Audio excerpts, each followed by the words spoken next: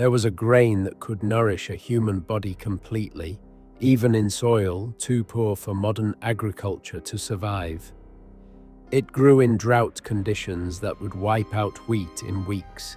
It carried every essential amino acid your body cannot produce on its own, including the one most of the world's staple grains still lack. For thousands of years, millions ate it every single day, and it kept entire civilizations fed, resilient, and strong across some of the harshest land on Earth. Armies marched on it. Cities rose because of it. Empires organized their calendars around its harvest. And then, out of nowhere, it was suddenly banned. Not forgotten, not replaced. Banned. And the world shifted to other crops as if it had never existed. Here's why that matters to you right now. We live inside a food system that looks stable until it isn't. Supply chains stall. Droughts stretch longer than expected. Fertilizer prices surge. And yet more than half of humanity depends on just 3 primary grains to survive. 3 crops, 8 billion people. That is not diversity, that is exposure. But this grain never needed the infrastructure the modern system depends on. It grows in soil commercial agriculture would abandon. It survives heat and drought that would collapse a wheat harvest in weeks. It asks for little water, little chemical input, almost no industrial support at all. And then there's the part most people never hear about. It provides complete protein, not fortified, not combined, not engineered, complete.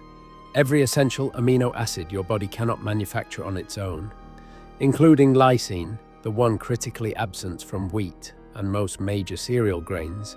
Lysine is not a footnote.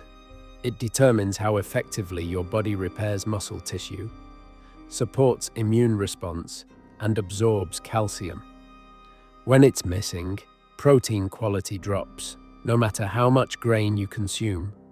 This crop carried it naturally, quietly, for thousands of years. The grain is amaranth, and its disappearance was not an accident of agriculture. It was a turning point in the history of power and food. Let's strip this down to what actually makes amaranth different. This isn't about having slightly more of one vitamin or marginally better mineral content. The difference is structural. Amaranth is one of the very few plant foods on Earth that delivers complete protein on its own, without fortification, without industrial processing, without genetic engineering, and without being paired with another crop to fill in the gaps. 100 grams provides roughly 14 grams of protein with a biological value that rivals eggs and dairy. Peer-reviewed research, including studies published in Plant Foods for Human Nutrition, confirms its amino acid balance exceeds that of most cereal grains. Even the World Health Organization has acknowledged its unusually strong protein profile. But here's what that statistic really implies. Most of the global protein supply does not stand on its own. It depends on fertilizer plants running constantly, on monoculture fields stretching for miles, on global transport networks moving grain across oceans, on subsidy systems that quietly determine which crops survive and which disappear. Amaranth doesn't require that machinery to nourish a population. It grows, it seeds, it feeds completely. And a crop that can do that independently doesn't just compete with other grains. It competes with the system built around them. At its height, the Aztec civilization, one of the most advanced and highly organized societies in the pre-Columbian world, depended on amaranth as a dietary foundation. This was not a marginal crop grown in scattered gardens. It was a primary staple, cultivated at scale, alongside maize and beans. Tribute records, documented by historians such as Berdan, in the Aztecs of central Mexico, show that entire provinces paid taxes to Tenochtitlan in amaranth. Not symbolic amounts. Tens of thousands of tons moving through an empire each year. It was currency. It was calories. It was infrastructure. Amaranth didn't merely feed the population, it stabilized it. It fueled expansion. It sustained military campaigns. It underwrote the logistics of one of the largest cities on Earth at the time. But its power wasn't only agricultural. Amaranth was woven directly into the spiritual fabric of Aztec life. During major ceremonies, its seeds were ground and mixed with honey, and sometimes human blood, to form sacred statues of deities, a ritual practice known as tzoali. These figures were later broken apart and consumed by worshippers. It was not just nourishment, it was covenant, it was cosmology, it was identity. For the Aztecs, amaranth was not a side dish, it was a sacrament. Then, the Spanish arrived. In 1521, Hernán Cortés completed the conquest of the Aztec Empire. But what followed was more than military occupation. It was cultural reconstruction. Religion was replaced. Language was suppressed. Rituals were outlawed, and amaranth sat at the center of it. The Spanish Catholic authorities saw the ceremonial use of amaranth, the sacred statues formed from its grain and consumed in ritual, as a direct challenge to the Christian Eucharist, a competing sacrament, a rival theology embedded in food. The response was not subtle.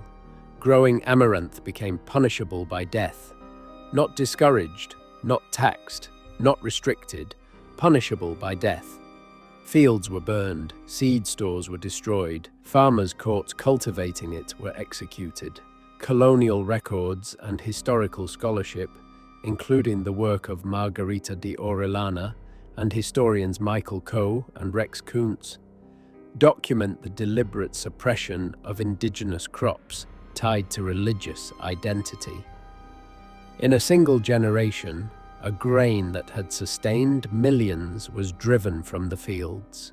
Not because it failed, because it belonged to a civilization that had to be dismantled. Into that vacuum stepped the crops of the colonizers. Wheat, barley, European livestock feed. They did not arrive as neutral calories. They carried a system with them. To plant what the Spanish planted was not just to grow food, it was to signal allegiance, to participate in the colonial economy, to align with the new religious and political order. Farming became conformity. Conformity became survival. As colonial networks expanded, so did the crops that supported them. Agriculture standardized, trade routes hardened. Certain grains scaled cleanly into empire, and later into industry. Industrial agriculture did not begin all at once. It consolidated slowly, first in Europe, then across the Atlantic, then through global trade, subsidy systems, mechanization, and 20th century agribusiness. Regions that once sustained diverse, locally adapted crops were restructured around commodities designed for export, storage, and scale. Diversity shrank, uniformity spread. The result was gradual, almost invisible. The global food supply narrowed. Today, just 3 crops, wheat, rice, and maize, provide more than half of all human calories. 3 crops, 8 billion people. That is not resilience. That is concentration. One drought, one blight, one fracture in the supply chain, and the margin disappears. Modern industrial agriculture did not elevate wheat and corn because they nourished people more completely. It elevated them because they scaled cleanly, because they could be mechanized, because they could be traded, stored, standardized, and owned. Once a crop enters the global commodity pipeline, tied to futures markets, seed patents, subsidy structures, fertilizer contracts, it stops being just food.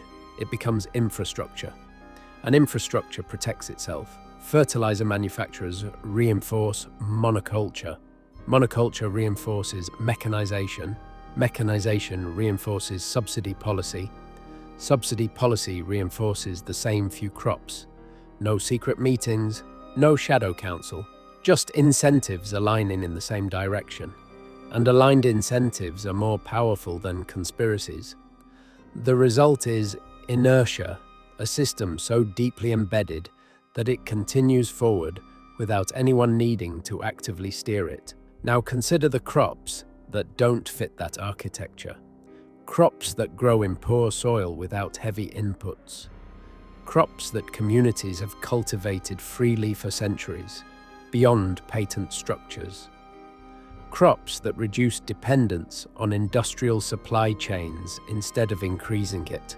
They are not outlawed, they are simply inconvenient, so they remain underfunded, under-researched, under-promoted. That is not why amaranth was originally suppressed. That decision was driven by religious and colonial power, but it is why amaranth never fully returned.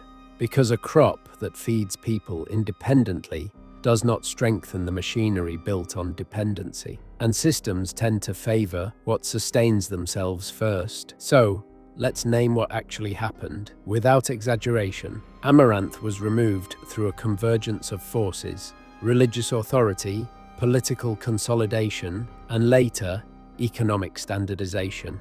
The Spanish did not outlaw it because it lacked nutrition. They outlawed it because it carried meaning. It was sacred to the people they were trying to convert. And when you dismantle a culture, you do not begin with its architecture. You begin with its rituals, its symbols, its food. Strip the ceremony, burn the fields, destroy the seed, replace the staple, reshape the identity. It worked. And when colonial power receded, industrial power quietly inherited the pattern. Not through deliberate coordination, not through conspiracy, but through systems that reward scale and discourage independence. Here is the principle at the center of this story. The crops that disappear are rarely the ones that fail biologically. They are the ones that fail politically, economically, structurally. Amaranth nourished millions. It thrived in poor soil. It required little input. It delivered complete nutrition without external dependence. And that combination has always been inconvenient to centralized power. A crop that reduces dependency weakens leverage. Across colonial eras, industrial expansion, and modern global markets, preference consistently flows toward crops that require infrastructure, inputs, and management. Amaranth required none of that. It simply fed people. That is not a minor historical detail. It is one of the clearest illustrations of how food and power have always been intertwined, and how control over one has quietly shaped the other. Here's what matters now. Amaranth never truly disappeared. While empires shifted and industries consolidated, indigenous communities in Mexico, Guatemala, Peru, and across South Asia, particularly in India, where it is known as Rajgira, continued growing it quietly. Not at industrial scale, not in global commodity markets, in family plots, in mountain villages, in fields that answered to no futures exchange. It survived in the hands of people who never forgot what it was. And today, it is fully accessible. You can grow amaranth in a backyard garden. It tolerates dry, depleted, even slightly saline soil that most vegetables reject. It handles heat and drought with a resilience modern hybrid crops often lack. It grows quickly. It reseeds itself. It asks very little of the land. The grain cooks like rice. It pops like popcorn. It grinds into flour. It thickens porridge. The leaves are edible greens, consumed widely across Africa and Asia. The entire plant contributes calories and protein in environments where other staples struggle. This is food that grows in a drought year, in an economic downturn, in a season when supply chains falter. This is not survivalism, it is redundancy. Planting even a small patch of amaranth is not a revolution. It is a hedge, a quiet layer of resilience added back into a food system that has narrowed itself dangerously thin.